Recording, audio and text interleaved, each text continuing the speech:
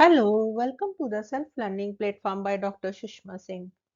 Today we start Unit 5, Moderates and Extremists, Dadabhai Naoroji, M.G. Ranade, and B.G. Tilak.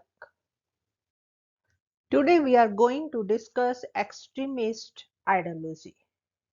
In contrast with the moderates who pursued a policy of reconciliation and compromise with imperialism, the extremists demanded time-bound programs and policies harming the British interest in India.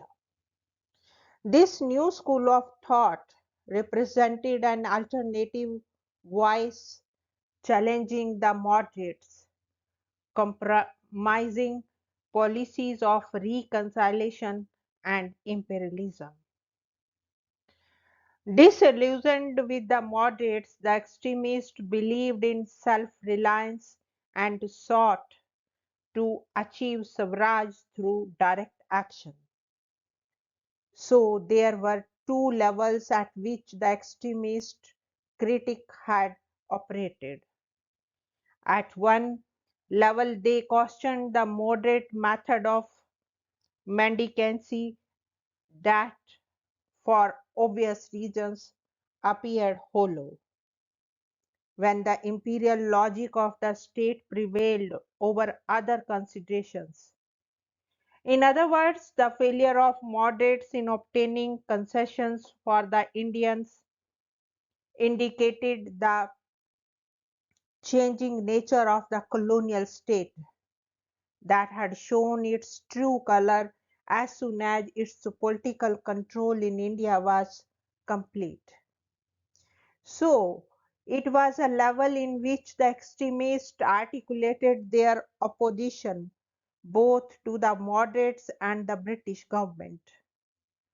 At another level, the extremists also felt the need of being self-reliant economically to fight the British state that gained in strength by exploiting India's economic resources. Swadeshi was not merely an economic design, but also a political slogan on which India was sought to be made strong by being self-reliant. This was an area where serious intellectual contributions were made by exponents of extremists B.G. Tilak, Bipin Chandra Pal, Aurobindo, among others.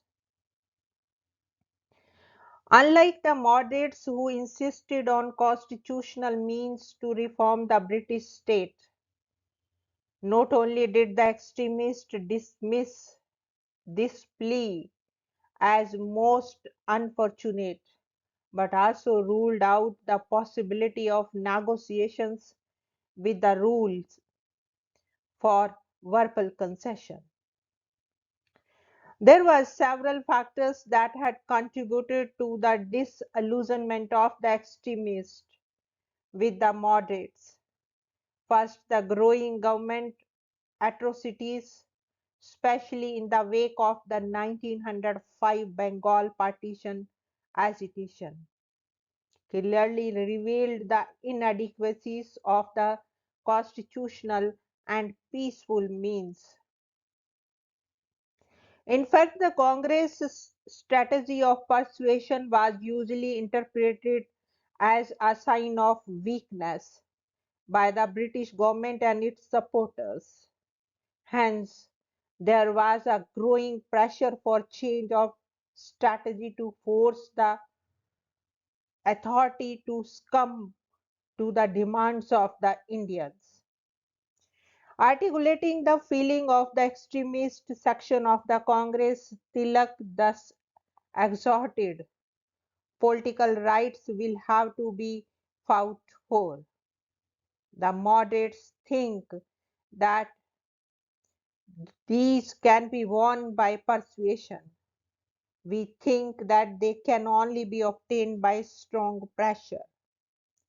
As evident, the friction between the two sections of Congress reached a pinnacle, and a formal division was imminent. Secondly, the uncritical acceptance of Western enlightenment of the moderates was also rejected as a sign of emotional bankruptcy, especially given the rich heritage of Indian civilization. What contributed to the sense of pride among these youths in Indian values and ethos was certainly the socio-religious movement of the late 19th century, seeking to articulate an alternative theoretical design for nationalist intervention. The ideal of Bhagavad Gita inspired them to pursue a line of action against the alien rule for its efforts to denigrate India and its cultural distinctiveness. Vivekananda was a central figure in this nationalist conceptualization, and his teachings remained a significant source of inspiration for those who were critical of blind adherence to the Western ideals. Thirdly, the reoccurrence of famine and the lackadaisical attitude of the British government brought out the exploitative nature of colonial power in clear terms. Even in the context of massive human sufferings, the government did not adopt measures to ameliorate the conditions of the victims. In fact, there was indications that the government deliberately withdrew relief in areas that suffered the most.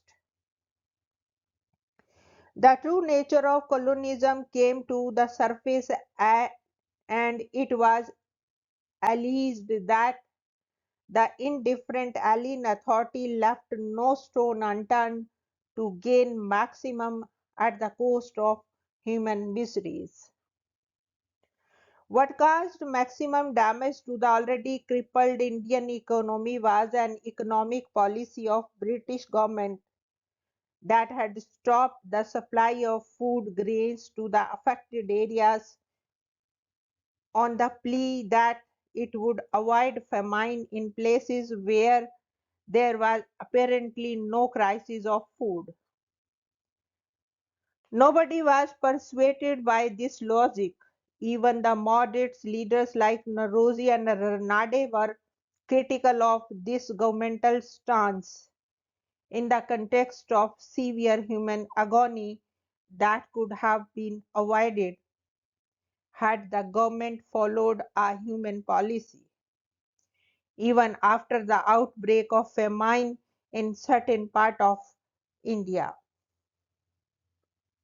the atmosphere was surcharged with anti-British feeling, and the failure of the moderate Congress to persuade the British for relatively pro-people welfare policies catapulted the extremists to the center stage.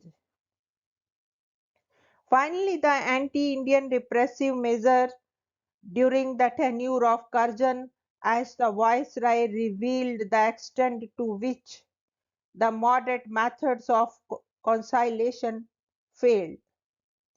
Persuaded by his belief that India lacked the capacity to rule, the Viceroy adopted several legislations. The 1904 Indian Universities Act, the 1899 Calcutta Corporation Act, to name a few, in which the representation of Indian was both drastically reduced and bypassed conveniently to fulfill his design. What was most distinctive in his reign was the decision to partition Bengal in 1905 that galvanized the masses into action against this imperial device of creating a religious division among the Indians. Although Curzon ostensibly undertook this administrative step for efficiency in administration, what prompted him was the principle of divide and rule. Since Curzon attributed the success of political movements in Bengal to the Hindu-Muslim unity, he deliberately adopted this measure to permanently separate the Hindu from the Muslims.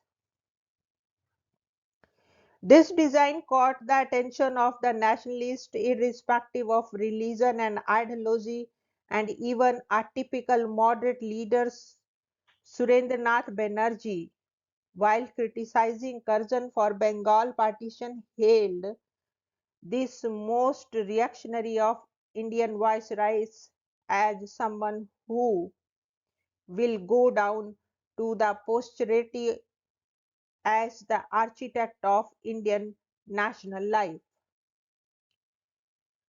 By releasing those forces in the wake of the partition agitation which contributed to the upbuilding of nations, argued Banerjee, Curzon had made us a nation. As evident by the early part of the 20th century and especially in the context of the 1905 Bengal partition agitation, the moderate lost credibility since their anti-imperial strategies failed to gain what they aspired for. Moreover, their faith in the British liberalism did not work to their advantage, and it dawned on the later nationalists, particularly the extremists, that the colonial power in India drew more on exploitation and less on the basic tenets of liberalism. So, the rise and consolidation of extremism as a political ideal in the contrast with the moderate philosophy is a clear break with the past, since the principles that inspired the late 19th century nationalists appear to have completely lost their significance. Here we want to wind up this lecture. Thank you so much for your attention.